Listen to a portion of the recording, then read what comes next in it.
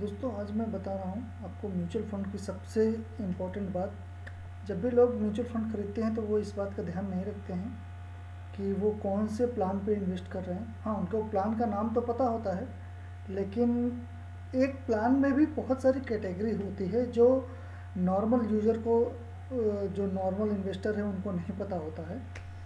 सो मैं आज उसके बारे में ही बात करने वाला हूँ, क्योंकि बहुत सारे लोगों को नहीं पता कि वो कौन सा प्लान खरीद रहे हैं, किस प्लान में कितने टाइप के कैटेगरीज हैं, उनको किस में इन्वेस्ट करना चाहिए, किस में नहीं करना चाहिए।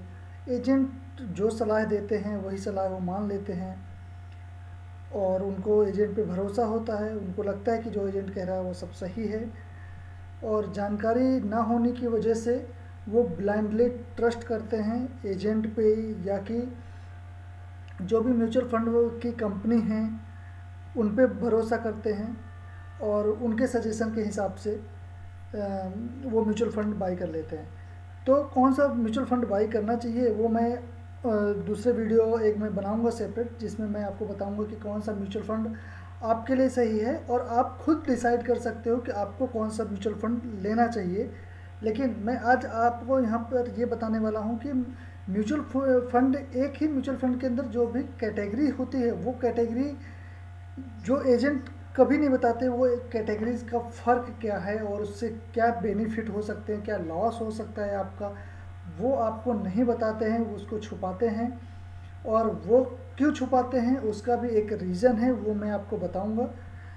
तो आप ध्यान से पूरा वीडियो आप लास्ट तक देखिए, आपको हर एक चीज़ की क्लैरिटी मैं आपको देता हूँ कि एक्चुअली ये किस तरह से वर्क होता है और ये क्या है। अभी मैं एग्जांपल के लिए आपको एक म्यूचुअल फंड का नाम ले रहा हूँ, जैसे आदित्य बिरला। यहाँ पर आप देखिए कि आपको यहाँ पर यदि मैं ये ये एक मनी कंट्रोल की साइट है जहाँ पर मैं ये इसका डेटा देख रहा हूँ। तो डायरेक्ट यहाँ पर देखिए, ये हुआ यहाँ पर ये दो कैटेगरी है, एक रेगुलर और एक डायरेक्ट। रेगुलर में आप क्लिक करते हो तो यहाँ पर भी आप growth regular, dividend weekly regular, dividend daily regular, और यदि आप डायरेक्ट में क्लिक करते हैं तो डायरेक्ट में भी growth direct, dividend weekly direct, dividend daily direct, इस तरह से आपको ऑप्शन मिल जाते हैं। और सबसे मेन इंपॉर्टेंट बात जो मैं आपको आज के सेशन में बताने वाला हूँ वो ये है एक्सपेंस रेशो।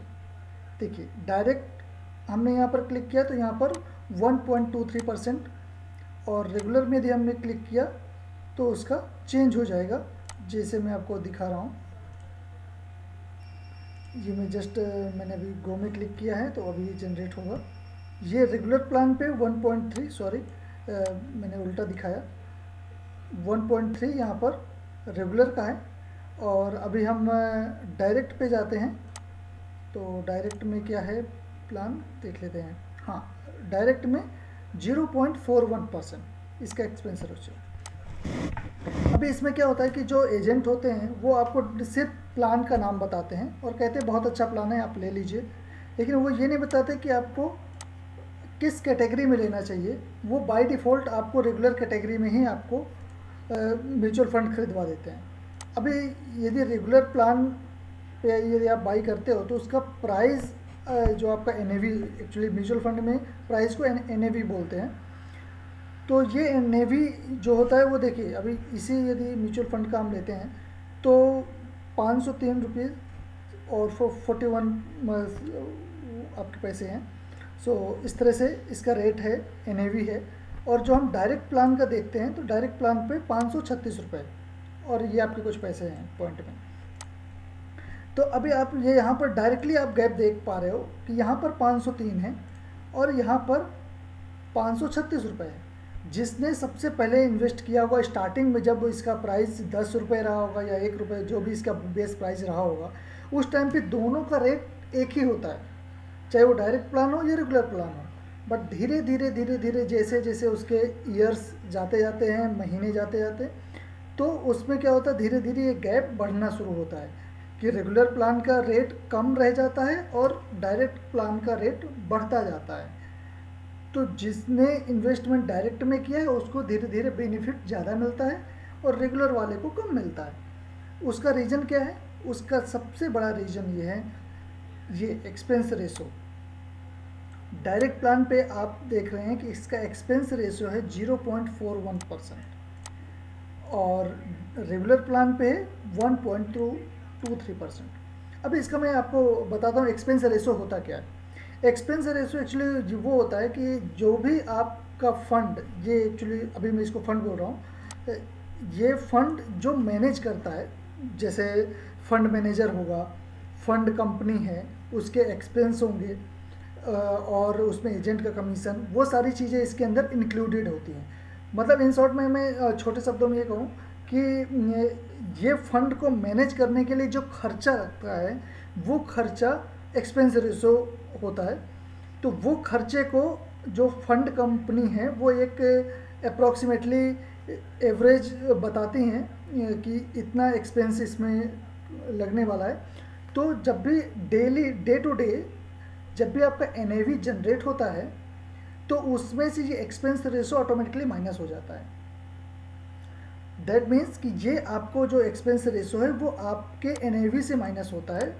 तो आपको इसका मतलब कि आपका जो पैसा इन्वेस्ट होता है इसमें, उसमें से ही आप कंपनियां एक्सपेंस करती हैं।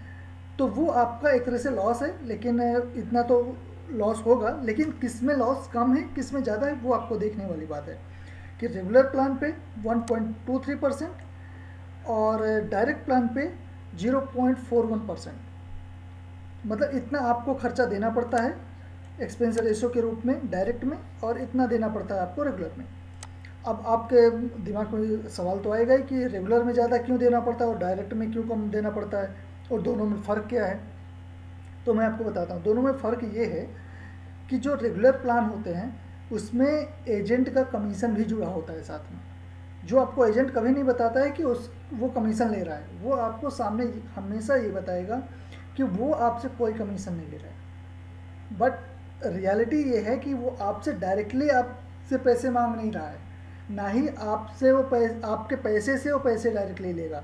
लेकिन जो पैसा आप फंड में इन्वेस्ट करोगे वहाँ पर जो NAV जनरेट होती है उसके जो एक्सपेंस रेशो में से उसको कमीशन जाता है। तो वो डायरेक्टली नहीं बट इनडायरेक्टली उसको पैसा जा रहा है, और वो पैसा अल्टीमेटली देखा जाए तो वो आपका ही पैसा है, बिकॉज वो आपके एक्सपेंस रेशो में वो ऐड हो गया है, वो आपके फंड के NAV में ऐड हो गया है वो। तो रेगुलर बेसिस पे उसका कमीशन जाता रहता है और आपको पता भी नहीं होता उसके बारे में। तो ये आपको जानना बहुत ज़रूरी है कि ये एक्सपेंस एजेंट के कमीशन की वजह से, एजेंट के कमीशन, या कि आप डायरेक्टली म्यूचुअल फंड कंपनी में भी जाएंगे तो वहाँ पर भी ये प्लान्स होते हैं अवेलेबल, वहाँ पर भी रेगुलर डायरेक्ट प्लान ये सब होते हैं। तो वहाँ पर भी यदि आप रेगुलर प्लान सेलेक्ट करते हैं तो वहाँ पर भी आपको ये कमीशन का खर्चा आपको उठाना पड़ेगा, जो आपको डायरेक्टली पता नहीं चलेगा, बट वो NAV के रेट में आपको फ़र्क दिखेगा।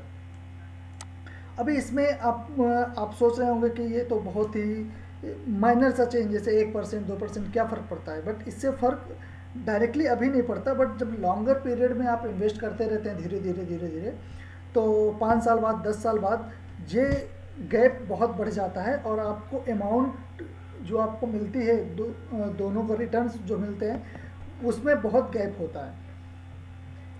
तो एक्सपेंस रेशियो का ये अब मैंने आपको बताया कि ये क्यों ऐसे होता है, इन दोनों में फ़र्क क्यों है।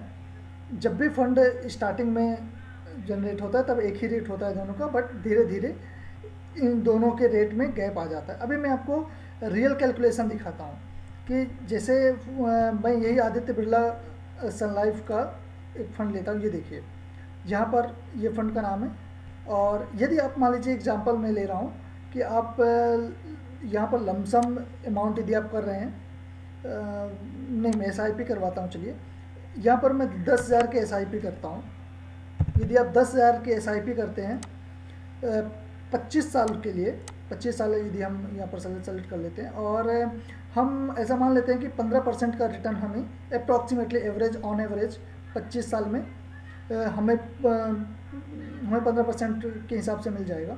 अभी हम देखते हैं यहाँ पर, देखिए एक्सपेंस रेशियो डायरेक्ट प्लान का यहाँ पर 0.40% और रेगुलर प्लान का है 1.22%। इसमें इस हिसाब से, इस कैलकुलेशन के हिसाब से यदि हम रेगुलर प्लान चूज़ करते हैं तो हमारा इन्वेस्टमेंट वही है, हमारा 10,000 पर मंथ का ही इन्वेस्टमेंट है और यही सेम प्लान पे ही है, कोई प्लान चेंज नहीं हो रहा, बस इसकी कैटेगरी चेंज हो रही है, जैसे रेगुलर या डायरेक्ट। अब रेगुलर पे यदि हम इन्वेस्ट करते हैं तो हमें एक्सपेंस जो देना होगा वो 1.22% देना होगा। इससे हमें आफ्टर 25 ईयर्स, 25 साल बाद हमें 2,78 लाख रुपए हमें मिलेगा। 2.78 करोड़ रुपए हमें 25 साल बाद हमें मिलेंगे। ये इसमें मैथमेटिकल कैलकुलेशन इसमें ऑलरेडी सेट है, इसलिए मैं आपको यहाँ पर दिखा रहा हूँ। अभी वही प्लान, वही इन्वेस्टमेंट अमाउंट, वही ड्यूरेशन, वही एक्सपेक्टेड रिटर्न्स परसेंटेज पे आप देखिए, यदि आप डायरेक्ट प्लान लेते हैं तो आपको 25 साल बाद 3,25,00,000 रुपए मिलेंगे।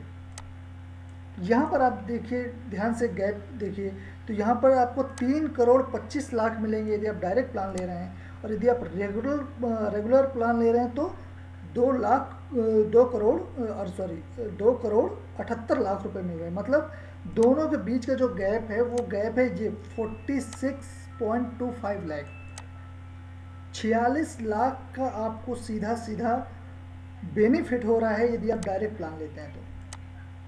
और यदि आप रेगुलर प्लान ले रहे हैं तो आपको ये 46 लाख का लॉस होगा, जो आपको पता भी नहीं होगा कि ये आपका लॉस हो रहा है, और वो आपका डे टू डे लॉस हो रहा है।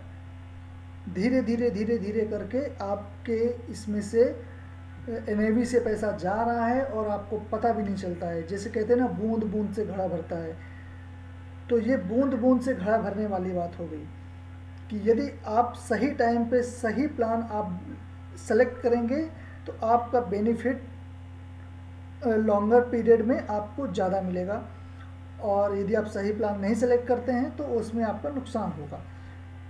तो यहाँ पर आपको सीधा सीधा गैप में आपको दिखा रहा हूँ कि दोनों प्लान में क्या फ़र्क है। ये यहाँ पर आदित्य बिरला का, ये तो मैंने जस्ट एग्जांपल लिया है, इससे कोई मेरा प्रमोशन करने का कोई उद्देश्य नहीं है। आप कोई भी फंड, म्यूचुअल फंड का कोई भी आप फंड लेते हैं, उसमें ये ऑप्शन आपको होते ही हैं कि आप डायरेक्ट प्लान ले रहे हो या रेगुलर प्लान ले रहे हो। दोनों के एक्सपेंस रेशो आप ज़रूर चेक कीजिए, आपको एक्सपेंस रेशो में ही पता चल जाएगा कि इसमें कितना एक्सपेंस है और उसमें कितना एक्सपेंस है। दोनों के NAV आप चेक करेंगे तो भी आपको दोनों का फ़र्क आपको पता चल जाएगा। इसलिए हर प्लान पे ये दोनों ऑप्शन अवेलेबल होते हैं, तो जब भी आप प्लान चूज़ करें तब आपको डायरेक्ट प्लान ही लेना चाहिए as per my suggestion, because उसमें एक्सपेंस रेशियो में कमीशन ऐड नहीं होता है, और वो कमीशन का बेनिफिट आपके NAV पे डायरेक्ट मिलता है। सो आप डायरेक्ट प्लान ही लीजिए, ये मेरा सजेशन है। कभी भी रेगुलर मत लीजिए। और एजेंट के थ्रू ले रहे हैं यदि, हाँ, एक प्रॉब्लम और है, जैसे मैंने भी कई सारे एजेंट से मिल चुका हूँ, इसलिए मैंने देखा कि उनका एक टिपिकल ऐसे लाइन होती है कि यदि आप रेगुलर प्लान नहीं लोगे तो आपको फ्यूचर में प्रॉब्लम होगी, आपको पैसा निकालने में दिक्कत होगी, फिर हम आपको सपोर्ट नहीं करेंगे। इस तरह के वो आपको डराने वाली बात करेंगे, जिससे आपको लगेगा कि नहीं चलो हम रेगुलर प्लान ही ले लेते हैं। बट एक्चुअली क्या होता है, ऐसा कुछ नहीं होता है कि आपको पैसे बाद में निकालने में कोई दिक्कत होगी, क्योंकि इन्वेस्टमेंट आपने फंड कंपनी पे आपने इन्वेस्ट किया है। फंड कंपनी रिस्पॉन्सिबल है आपका पैसा देने के लिए, कोई एजेंट रिस्पॉन्सिबल नहीं है। आपके पास पोर्टफोलियो नंबर है, आपके पास डॉक्यूमेंट है, तो आप कभी भी कैसे भी जाके आप पैसे निकाल सकते हो। फंड कंपनी आनाकानी करती है तो आपके पास CDSL, NSDL, जहाँ पर भी इसका अकाउंट होगा वहाँ से आप ले सकते हो। ये सभी सेबी के अंदर आती हैं, इसलिए कोई भी इसमें जालसाजी या फ्रॉडगिरी करने की चांसेस नहीं होते हैं। और ऐसा नहीं होता कि बिना एजेंट के आप नहीं कर सकते हैं, इसमें एजेंट के कोई ज़रूरत नहीं होती है। और बहुत सारे पोर्टल हैं अभी ऑनलाइन, जहाँ से आप ऑनलाइन आप डायरेक्टली बाई कर सकते हो। यदि आपके पास पहले से सजेशन है कि आपको कौन सा फ़ंड लेना है, तो आप डायरेक्टली ऑनलाइन जाइए और ऑनलाइन फ़ंड सेलेक्ट करते समय आप डायरेक्ट प्लान सेलेक्ट कीजिए, तो आपको इसका पूरा बेनिफिट मिलेगा। तो आज के वीडियो में बस मैं यही बताना चाहता था कि आपको सही प्लान सेलेक्ट करना है। जो एजेंट आपको हमेशा अंधेरे में रख के और ये बात नहीं बताते हैं, और उसका इनडायरेक्टली बेनिफिट उनको होता है, लेकिन हमें उसके बारे में पता भी नहीं होता कि हमारा डेली बेस पे कितना नुकसान हो रहा है। तो thank you so much for watching video. आज के लिए मैं इतना ख़त्म करता हूँ। यदि आपको मेरे वीडियो से थोड़ी सी भी हेल्प मिली हो तो आप मेरा वीडियो लाइक कर सकते हैं और सब्सक्राइब कर लीजिए, ताकि मुझे थोड़ा मोटिवेशन मिले कि मैं और नई वीडियो बना सकूँ। और बस थैंक यू सो मच।